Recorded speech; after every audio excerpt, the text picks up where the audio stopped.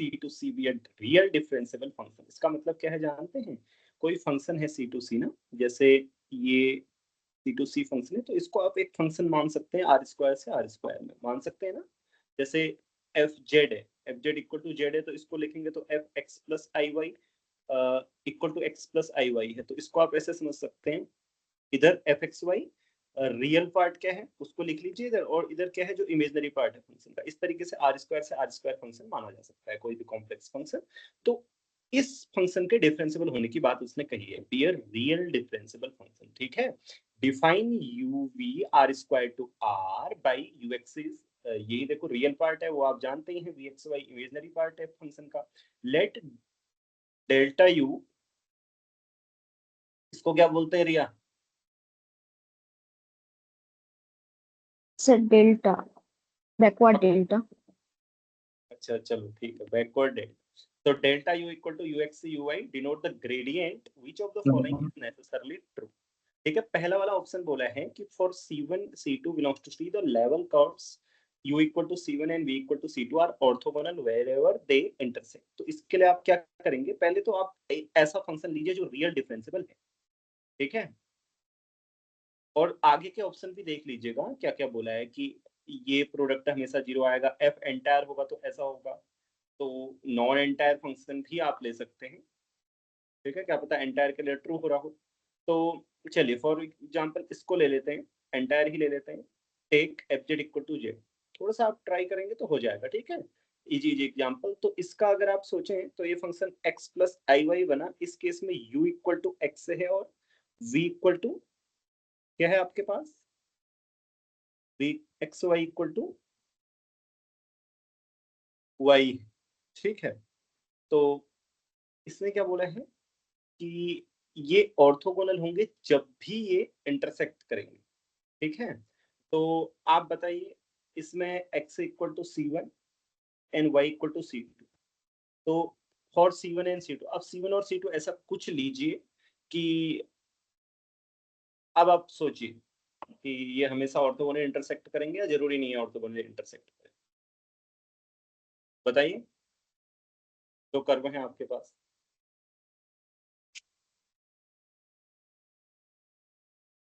बोलिए। सर हमेशा तो जरूरी नहीं है। हमेशा ऑर्थोगोनल, बताओ कौन से पॉइंट पर नहीं कर रहे हैं।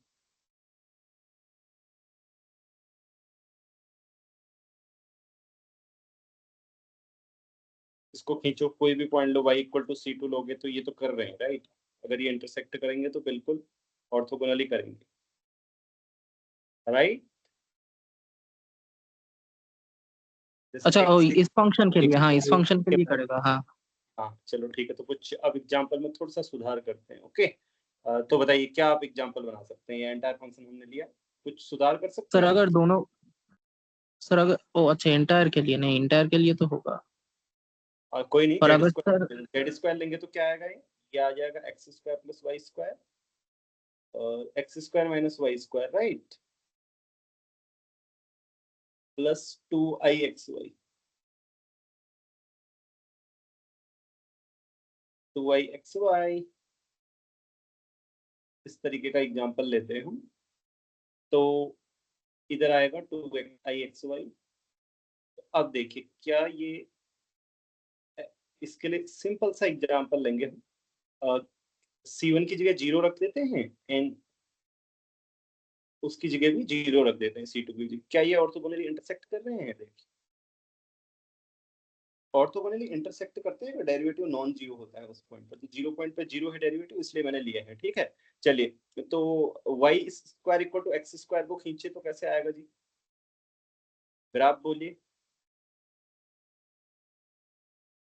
और 2xy इक्वल टू 0, यानी कि ये तो xy इक्वल टू 0 है, तो ये आया आपका ग्राफ, ठीक है, ये इधर वाला है 2xy equal to 0, sorry curve, इसका कर्व ये आया, ठीक है।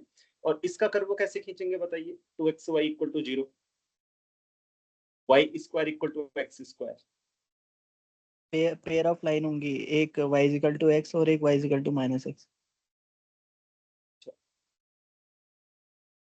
तो इस तरीके से आ जाएगा, तो ये 0 पे क्या ऑर्थोगोनली इंटरसेक्ट कर रहे हैं,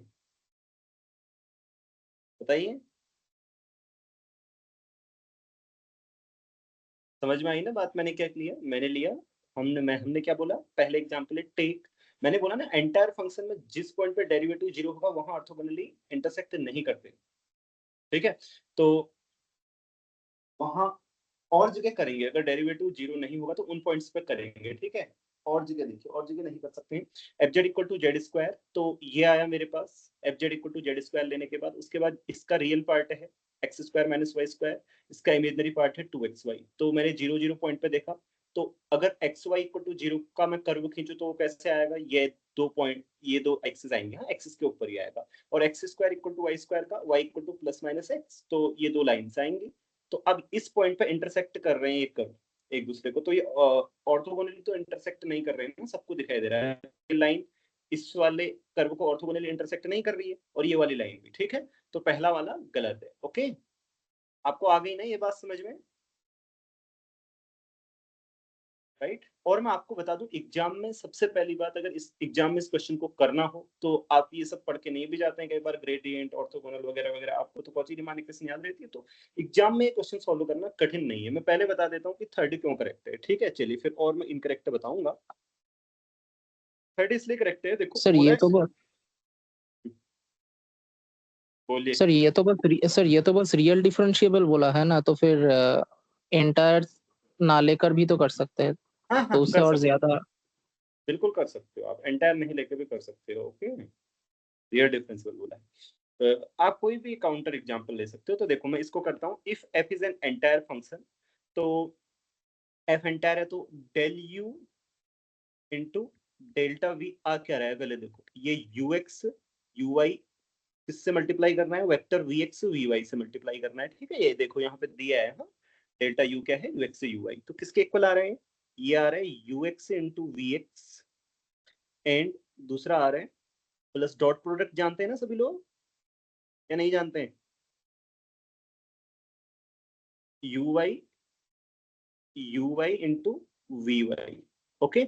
सो अब बाई कॉची रीमान इक्वेशंस आप क्या लिख सकते हैं, यू सबको यू के टर्म्स में ले आते हैं, ठीक है। वीएक्स को क्या लिखेंगे बताइए, क्या लिख सकते हैं वीएक्स को, Cauchy Riemann minus equation, U I minus minus नहीं वीएक्स को क्या लिख सकते हैं, VX, minus U I okay minus U Y. और वी वाई को क्या लिख सकते हैं, VX, U X right, U X UX. तो ये ओवरऑल 0 आ गया, ठीक है, बाई कॉची रीमान इक्वेशंस। मैं यहाँ लिख देता हूँ बाई कॉची रीमान इक्वेशंस। सो ये आसान क्वेश्चन है एग्जाम में सॉल्व करना, ऐसे में सोचना कि क्या आ गया है ना, आप पहली पे आप तो पढ़ के जाते हो सिर्फ कॉची रीमान इक्वेशंस, तो ये चीज आपके ध्यान में नहीं होती है, ऑर्थोगोनल लेवल कर्व्स etc, तो एग्जाम में इसको सॉल्व करना कठिन नहीं है। ये सही के लिए हो गया, एलिमिनेशन से ज्यादा सरल है कि सही वाले को आप पहले पकड़ लें जल्दी से, क्योंकि एफ एंटायर है तो आगे का काम आप कर सकते हैं ना, आपको पता है। अब आते हैं दूसरे वाले का कन्वर्स, आपको क्या लगता है, ये वाला। चलिए अब फोर्थ और दूसरे को ऑप्शन को कर लेते हैं, मैं इस वाले को मिटा देता हूँ, हाँ ये अच्छा, इस वाले को मिटाता नहीं हूँ, इसके को छोटा कर देता हूँ ये, ताकि आप बाद में नोट से देख लेना फिर इधर से। तो यहाँ लिख देता हूँ, ये है x square minus Y square etc, अब तो आप समझ ही लेंगे।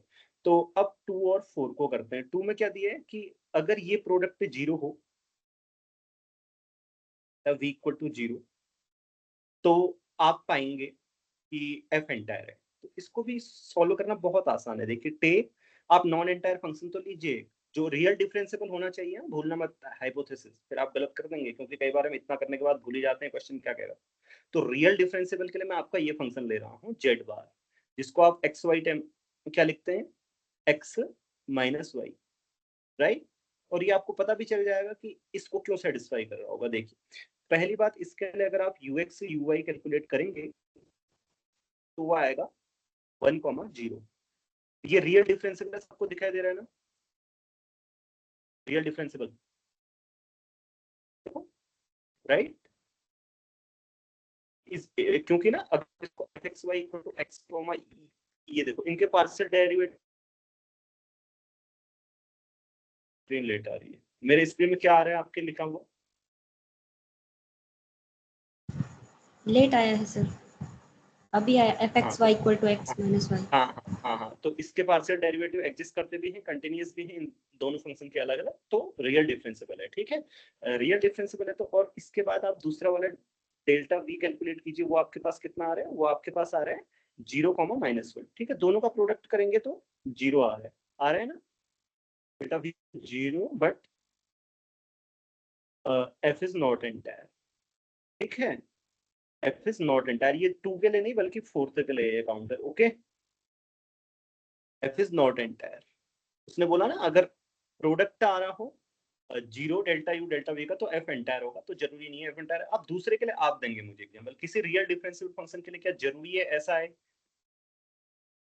बताइए, नहीं सर, तो बताइए example. X square plus X square plus Y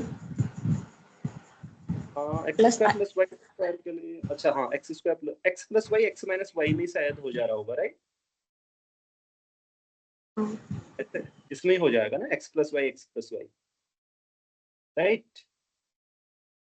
क्या ये गलत तो नहीं आ रहा? मतलब ये वो तो नहीं है, देख लो, एंटायर तो नहीं बन देगा ना एक्स प्लस वाई आई एक्स प्लस वाई, यहाँ से नहीं बन रहा, राइट? आई एक्स वाई, तो जेड प्लस जेड प्लस आई टाइम्स, हाँ नहीं बन रहा, आई टाइम्स जेड बार बन रहा है, ठीक है, तो इसको ले लो। इसमें अगर आप बच्चों यू एक्स करेंगे और यू वाई करेंगे तो आप देखना, पहला इसका करिए विथ रिस्पेक्ट टू एक्स करेंगे तो 1 आएगा, विथ रिस्पेक्ट टू वाई करेंगे तो 1 आएगा, ठीक है, मैंने एक्स वाई उसी के अकॉर्डिंग रखा, मुझे पता था प्रोडक्ट 1 आए तो उसका जो प्रोडक्ट होगा ना ये वाला, ये वाला 2 आ जाएगा, मैंने सोच के बनाया है एग्जाम्पल, ठीक है, समझ रहे हैं ना आप? इसको मैं भी बताता हूँ आपको, वी एक्स वी वाई, तो मैंने सोचा कि अगर ये चीजें 1 आ जाएं तो ये कैसे आ सकती है 1, तब मैंने एक्स प्लस वाई रखा, ठीक है, और फिर इनका प्रोडक्ट लूंगा तो 2 आ जाएगा, 0 नहीं आएगा, ठीक, समझ गए ना सभी लोग? 2 आ गया, नॉट इक्वल टू 0, तो इसका मतलब 2 इज इनकरेक्ट, ठीक है, तो इस और 4th इज इनकरेक्ट और तीसरा वाला सही। तो ये क्वेश्चन आपको समझ में आ गया? कोई डाउट वगैरह है इसमें?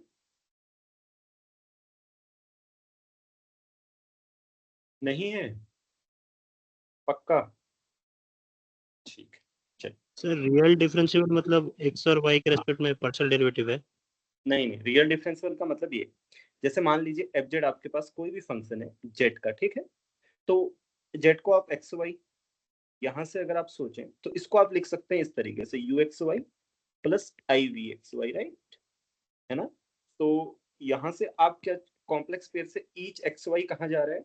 इसके पास जा रहा है, यहाँ देखो किसके पास जा रहा है, अगर R square to R square देखें तो इसके पास जा रहा है, राइट? इस फंक्शन को हम as R square to R square देख सकते हैं ना, क्योंकि कॉम्प्लेक्स को you can identify with R square, right? Complex plane को आप आर स्क्वायर मान सकते हैं, तो यहाँ का कोई भी पॉइंट को एक्स वाई अगर आप डिनोट करते हैं तो उसकी इमेज कहाँ जा रही है? इन पॉइंट्स पर, u x y plus i v x y, तो हमें इसको भी आर स्क्वायर में डिनोट कीजिए तो आपको आर स्क्वायर से आर स्क्वायर में एक फंक्शन मिलेगा ना, राइट? तो ये फंक्शन डिफरेंशिएबल होना चाहिए। Differentiability on R square is different from differentiability of C, ये ध्यान रखना, क्योंकि ऐसा हो सकता है कि रियल डिफरेंशिएबल फंक्शन हो लेकिन कॉम्प्लेक्स ना हो, जैसे f Z equal to z bar, तो ये है रियल डिफरेंशिएबल का मतलब, ओके? मतलब जो आपको फंक्शन दिया है उसी को as a function from R square to R square, वो डिफरेंशिएबल होना चाहिए। आर स्क्वायर पे डिफरेंशिएबिलिटी आपने पढ़ी है तो ठीक है, पढ़ाई है ना मैंने, हाँ, वो जो फंक्शन बनेगा वो डिफरेंशिएबल, ओके? और किसी का कोई डाउट?